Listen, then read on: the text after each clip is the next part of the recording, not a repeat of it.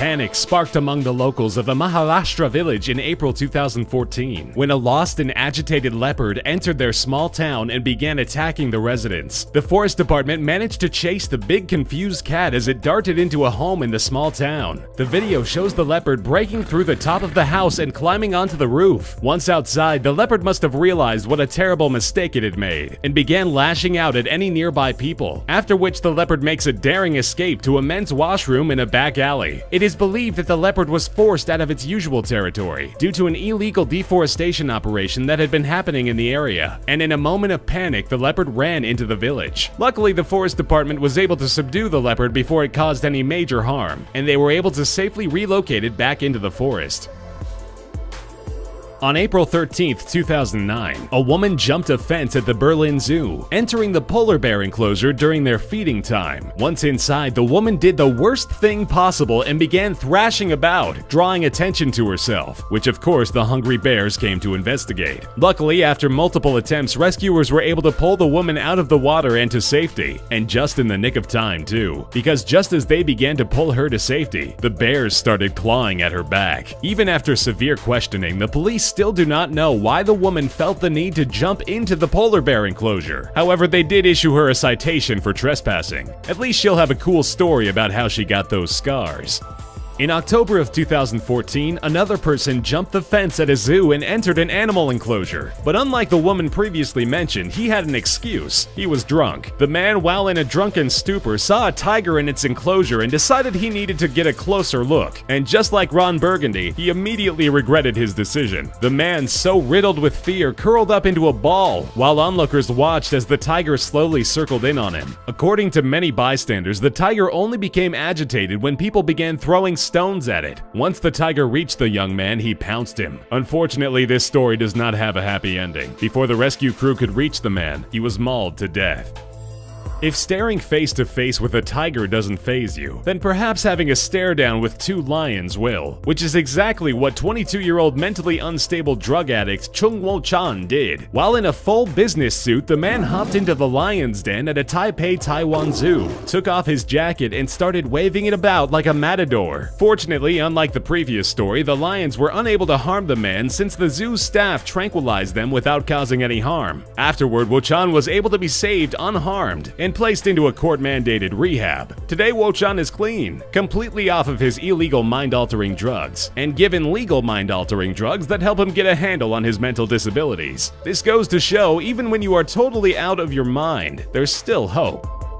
A Russian trainer and his trained circus brown bear are brought onto a live television show, where the host was supposed to interview the trainer about his day-to-day life as a bear trainer. But as fate would have, or as the bear wanted to have it, that was not the case. Because no matter how well you think you've trained a wild and deadly animal, it only takes a single innocent mistake to cause them to snap. After the bear and his trainer are brought onto the stage, the trainer begins to display how kind and lovable the bear really is. While the bear was hugging his owner, the TV host came up from behind and took a seat. When the bear turned back from the hug, it was so startled by the hostess that it attacked her. The attack lasted nearly a full minute, while the trainer and the show producer desperately tried to pull the bear off. The host somehow managed to survive, receiving only minor injuries.